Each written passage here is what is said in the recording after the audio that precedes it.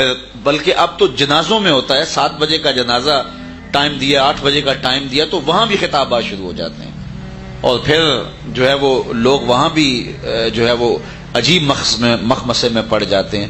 اور بعض اوقات ایسا بھی ہوتا ہے کہ کچھ علماء گھر والوں کی طرف سے مجبور ہوتے ہیں، ان کا تقاضا یہ ہوتا ہے کہ جناب آپ نے جو ہے وہ خطاب کرنا یہ، تو ان کو بھی کہہ دینا چاہیے کہ اتنا وقت نہ لو، اگر لینا بھی ہے تو اتنا محدود وقت کے لوگوں کے لیے آسانیاں ہوں. تو یہ ساری چیزیں ہیں جو ہمیں اسلام نے سکھائی ہیں، ہمیں دین نے سکھائی ہیں. تو ہمیں اپنے وقت کی قدر کرنی چاہیے اور اپنے وقت کو سنبھال کے گزارنا چاہیے.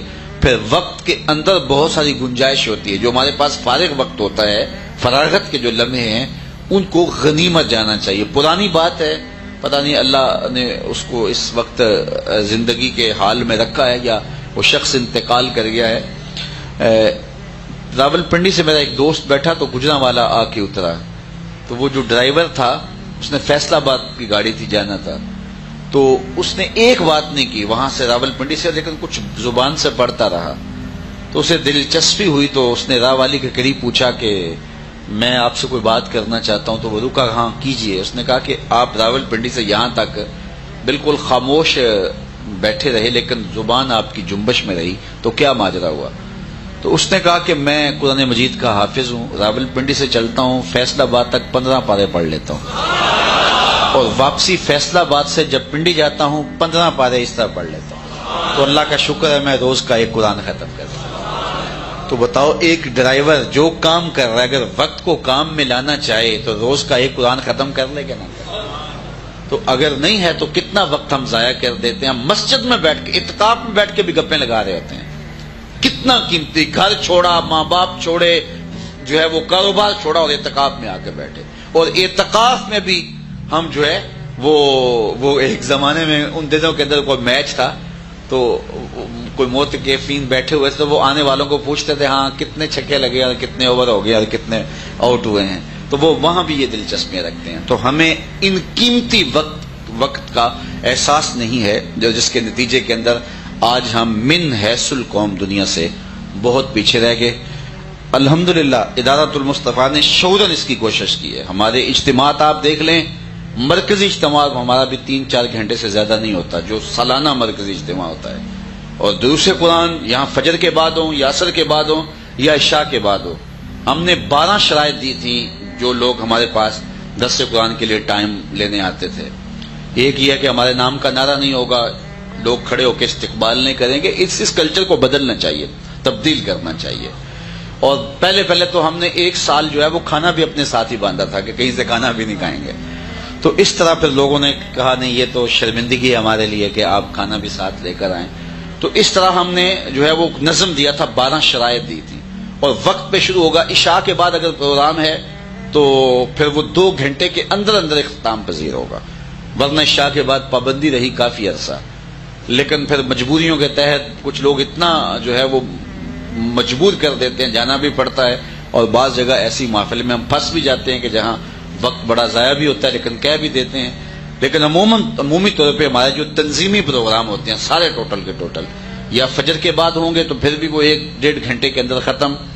اسی طرح عصر کے بعد ہوں گے یا مغرب کے بعد ہوں گے یا دن کو بھی ہوں گے تو مخصوص وقت ہوتا ہے. اور الحمدللہ پوری دنیا کے اندر ہم جہاں بھی جاتے ہیں ہزاروں کی تعداد میں لوگ جمع ہوتے ہیں. تو اس کی وجہ اللہ کی خاص عطا ہے. لیکن ظاہری اسباب میں سے ایک سبب یہ بھی ہے کہ ہم لوگوں کا وقت ضائع نہیں کرتے. 40 منٹ 45 منٹ گفتگو ہوتی ہے تو کوشش ہوتی ہے کہ یا اللہ تیری مخلوق آئی ہے اور یہ دور غفلت کا دور ہے اور دین سے دوری کا دور ہے، تو یہ لوگ سننے آئے ہیں تو ان کو زیادہ سے زیادہ مقصد باتیں بتائی جائیں. اور شعوراً ہم کوشش کرتے ہیں اور الحمدللہ کافی حد تک بعض مواقع پہ ہم کامیاب بھی ہوتے ہیں اور اس سے بہت سارے فوائد مرتب ہو رہے ہیں. میں اپنے معاصر علماء کرام کو کہتے ہیں کہ اگر آپ بھی چاہتے ہیں کہ لوگ آپ کو سنیں، آئیں، بیٹھیں، غور کریں، تدبر کریں. یہ کیا کہنا پڑتا ہے نا کہ جناب توجہ میری جانب رکھیے، میں تو کبھی بھی نہیں کہتا توجہ کیجیے.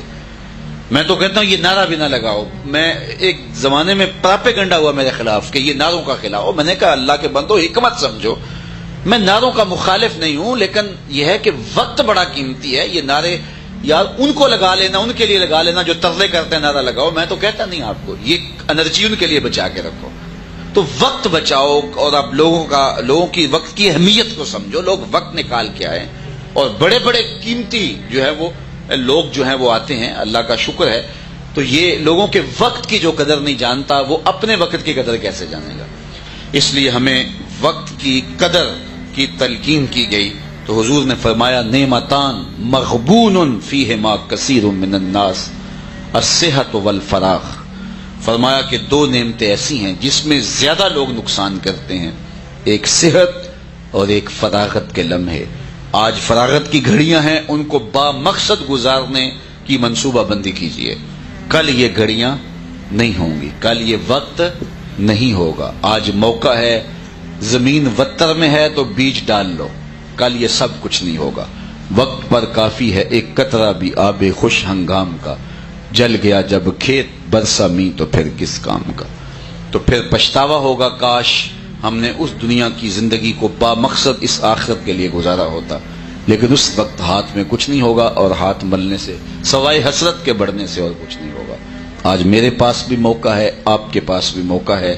ہم اپنے کاروبار میں بھی وقت کو منظم کریں گے، فضول لوگوں کو اپنے پاس نہیں بٹھا لیں گے، اور جو ہے وہ دفتر میں دکان پہ مجلسیں بپا کریں گے تو کاروبار سے توجہ ہٹ جائے گی.